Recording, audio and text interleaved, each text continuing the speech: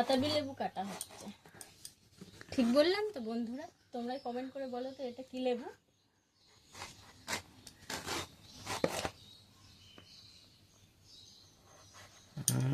Heavy হবে, পুরো লাল।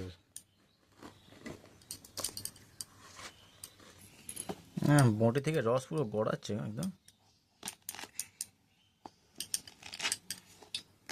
এই যে বঁটি থেকে রস একদম টপ টপ করে পড়ছে।